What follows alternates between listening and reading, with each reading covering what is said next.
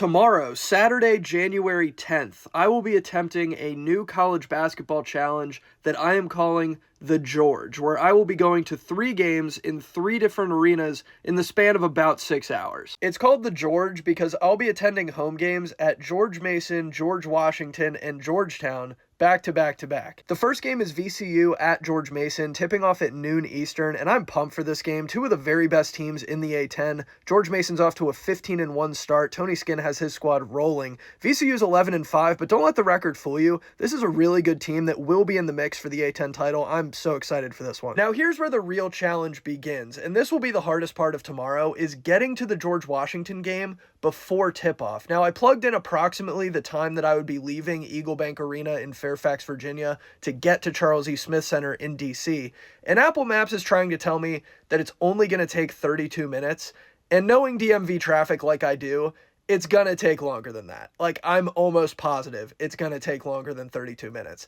So what that means is I need the George Mason VCU game to end in a reasonable amount of time, 2 hours, 2 hours, 15 minutes tops, so I can get to George Washington by 3. So George Mason VCU, there can't be a ton of fouls, there can't be a ton of extra stoppages, it definitely can't go to overtime, and given how good those two teams are, that's a possibility. That's a very real possibility that it goes to overtime. So I'm a little concerned that this leg of the journey is going to completely tank my completion of the George. Hopefully I make it to game 2 on time, which is George Washington hosting Loyola Chicago at 3 p.m. Eastern. George Washington is 11-5. They're a top 70 team on KenPom. Chris Caputo's done a fantastic job with his squad this season. They're one of the better teams in the A10 as well. Loyola Chicago has had an objectively horrible season, but they've shown a little bit more life since conference play started. I expect GW to win, but I'm not counting out the possibility that Loyola Chicago hangs in there. After game 2, I'll travel from Charles E. Smith Center to Capital One Arena. Now, this should be easy.